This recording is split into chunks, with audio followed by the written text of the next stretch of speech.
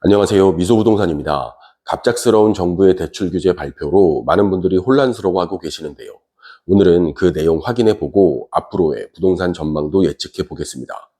먼저 내용부터 들여다보면 가장 강력한 규제로 수도권의 대출 한도가 최대 6억으로 제한됩니다. 저는 개인적으로 지금까지 시행된 그 어떤 규제보다 시장에 가장 큰 영향을 주는 내용이라 생각합니다. 예를 들어 금리 4%, 30년 분할 상환을 기준으로 했을 때 연봉 2억 원의 차주가 20억 원의 아파트를 구입하면서 받을 수 있는 대출 한도는 13억 9,600만 원이었지만 앞으로는 6억까지만 가능합니다. 대출 한도가 8억 가까이 줄어들게 되는 겁니다. 또 연봉 1억 원의 차주가 10억 원의 아파트를 계약하면서 지금까지는 6억 9,800만 원까지 대출을 받을 수 있었지만 역시 6억까지만 대출을 받을 수 있어서 9,800만 원의 차이가 나게 됩니다. 20억 원 이상의 고가 아파트가 몰려있는 한강벨트 지역을 타깃으로 했다고 할 수 있는데요. 마포, 용산, 성동구는 직격탄을 맞았다고 할 수 있습니다. 투기 수요도 원천적으로 차단하는데요. 다주택자는 대출을 받을 수 없고 처분 조건부라 하더라도 기존 주택을 6개월 이내 처분해야 합니다. 갭투자도 제한됩니다. 소유권 이전부 전세 대출이라고 해서 쉽게 설명드리면 잔금일에 전세 임차인을 구해 매매 잔금을 같이 치르는 방식인데요. 이제부터는 이 경우 임차인은 전세자금 대출을 받을 수 없습니다. 주담대 대출 만기 기간도 30년 이내로 제한됩니다. 얼마 전 50년 만기 상품이 나와서 논란이 되기도 했는데요. 대출 만기가 30년으로 줄게 되면 원리금 상환 부담이 커지기 때문에 실수요자분들도 부담을 느낄 수밖에 없습니다.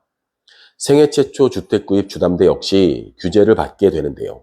수도권과 규제 지역의 경우 LTV가 80%에서 70%로 변경되고 6개월 이내 전입도 마쳐야 합니다. 디딤돌 대출이라면 1개월 이내여야 하고요. 여기까지가 아마도 이번 대출 규제의 가장 큰 핵심 내용일 것 같은데요. 다른 내용들도 빠르게 정리해 드리겠습니다. 생활안전자금 목적 주담대 한도가 1억으로 제한됩니다. 신용대출 한도가 기존엔 연소득 2배까지였지만 연소득 이내로 제한됩니다. 정책대출의 최대 한도도 줄어들게 되는데요. 디딤돌, 신혼부부, 신생아대출 등 최대 한도가 20% 정도 하향되었습니다. 갑작스럽게 시행된 대출 규제라 일반 분들은 물론 은행 담당자분들조차 혼란스러워 하시는데요. 개별적인 사안마다 은행에 문의가 빗발치고 있어서 업무가 마비될 정도라고 합니다.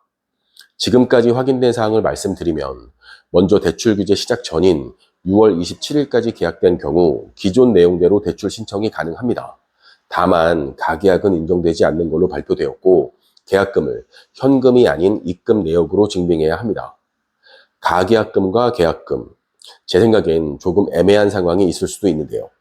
예를 들어 20억의 아파트를 계약하는 경우 통상 계약금 금액은 10%인 2억입니다. 그런데 1억만 입금한 경우라면 인정이 될까요? 계약금을 5%로 하는 경우도 종종 있으니까요. 그럼 5천만 원이라면, 아니 1천만 원이라면 적용받을 수 있을까요? 계약금 금액이 정해져 있는 건 아니라서 억울한 케이스도 있을 것 같습니다. 그리고 임차인의 전세보증금 반환을 위한 대출도 이번 규제를 적용받을지 궁금해하시는 분들이 계실 텐데요. 은행에 확인해 본 결과 아직까진 지침이 내려온 건 없다고 합니다.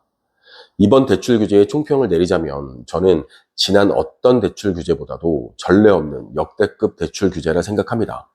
당연히 시장에 많은 영향을 줄 수밖에 없고 일부 지역에선 벌써부터 급매물이 쏟아진다는 기사도 나오고 있고요. 어떤 전문가들은 이번 대출 규제가 고가 아파트 위주로 영향을 받는 만큼 규제에서 자유로운 중저가 아파트로 관심이 옮겨갈 거라 예상하기도 하는데요. 제 생각은 다릅니다. 부동산은 심리적인 요인이 크게 작용합니다. 시장이 얼어붙기 시작했는데 중저가 아파트들이 갑자기 거래된다? 이런 건 기대하기 어렵습니다. 실수요자분들도 당분간은 관망세로 돌아설 수밖에 없으니까요. 그리고 이번 대출 규제가 끝이 아닐 수도 있다는 점을 정부는 예고하고 있는데요. 세금은 건들지 않는다고 했지만 역시 저는 장담할 수는 없다고 생각합니다. 변수는 항상 있으니까요. 지금처럼 시장에 큰 변화가 있을 때는 좀 더 관심을 갖고 냉철하게 시장을 판단해야 한다고 생각합니다. 새로운 소식이 있으면 다시 알려드리겠습니다. 지금까지 미소부동산이었습니다. 감사합니다.